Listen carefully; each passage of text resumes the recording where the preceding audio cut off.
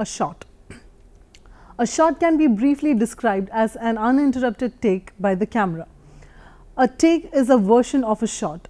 The filmmaker shoots a number of takes of a shot and selects the best take out of it. Shot can also be explained as a series of frames that may be recorded continuously till the stop button is pushed in a camera. A film is constructed from a number of shots. Shots can be taken from different angles and with camera movement.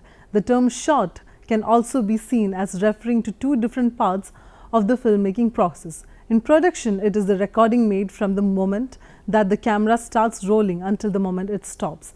And in editing, it is the continuous footage or sequence between the two cuts. When a movie is made, a variety of camera shots are used to add atmosphere and mood for the story. An average shot usually lasts between 10 to 20 seconds, but long takes, which is more than a minute, can also be found in films. A famous long take is a 3-minute credit sequence in Orson Welles' film Touch of Evil. For convenience, shot sizes are determined by the area of human body covered in the frame.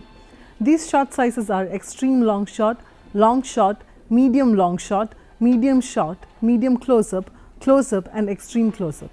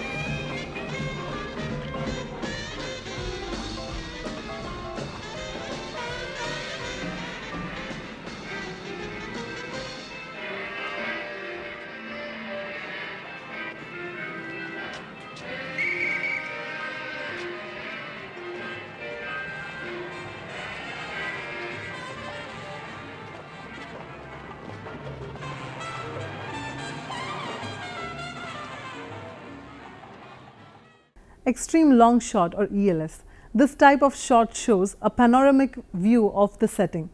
The subject or the character are barely visible. This gives information to the viewer about where the action is to take place, thereby setting the atmosphere of a film. Long shot. This shows the character in full, but still the background dominates the shot. This allows the viewer to understand the relationship between the character and their environment.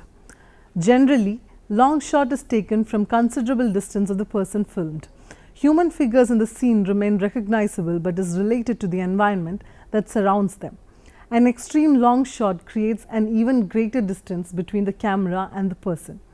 Here, the large area covered by the image makes human figures small, such as a distant view of cities or landscapes. Most films use a combination of these long shots, sometimes to show action or objects, sometimes to establish a context for events, and occasionally to highlight the isolation and mystery of a character as he arrives from a distance. Medium long shot. This shot frames the whole subject from the knees up, if it is a human figure. Known as an intermediate shot between the long shot and the medium shot, this shot is normally used when you have 2 to 3 persons in the frame. Medium shot. Generally speaking, this shot frames a character from the waist or hips up, thereby exposing half of the body. This shot is taken from above the head to just below the waist. Typically, characters will occupy half to 2/3 of the frame.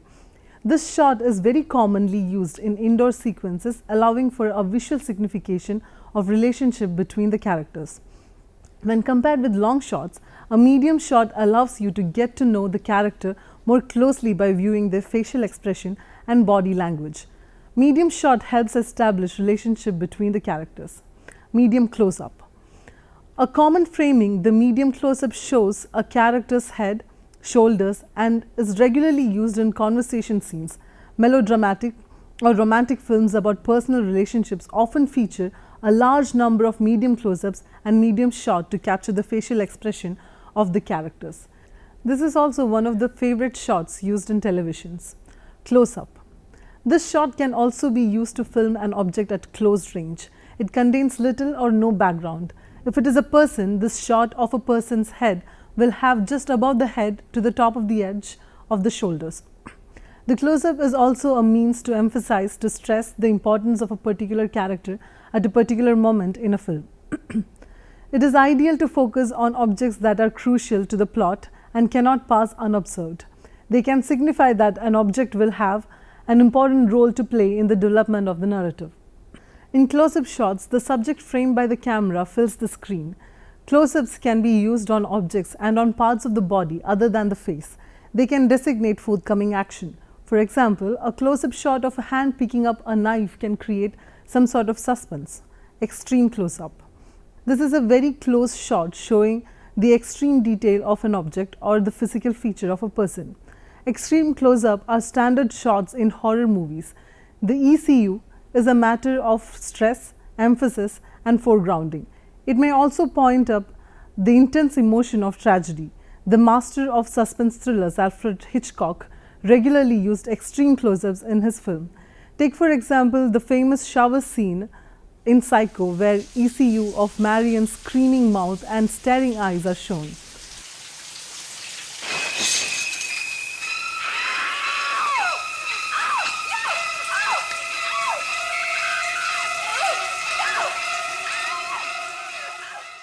High angle and low angle shots. Shots are also defined by the position of the camera in relation to the subject. The angle at which the subject is viewed is determined by two factors: narrative logic and symbolic suggestion. In a high angle shot, the camera is positioned high from eye level. The high above top angle shots suggest a bird's eye, God's eye view, an omniscient unseen presence looking down upon the subject. High angle shots make the subject appear smaller and at times helpless. A low angle shot is a shot from below, even sometimes from below floor level. It either makes the subject emerge larger and longer than it actually is, thereby suggesting dominance and power. Conversely, the high or low angle shot may serve a point of view of a subject who is looking up or down.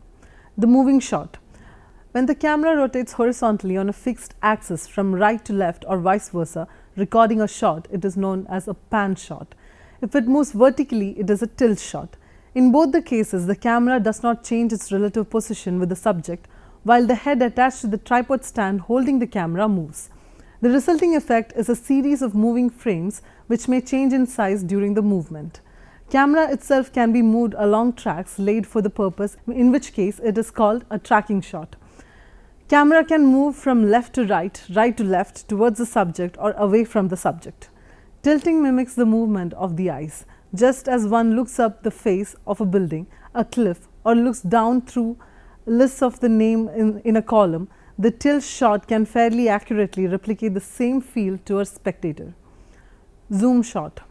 Many modern day filmmakers prefer the zoom to the moving shot because it's easier to shoot and economical as it uses an adjustable lens in the camera. You may zoom in to single out a character in a crowd, to pinpoint a place, or to catch an expression, or zoom out to give a broad view. Shots can also be defined by what they contain. While a two-shot includes two characters, a three-shot includes three characters. These terms are usually used in television.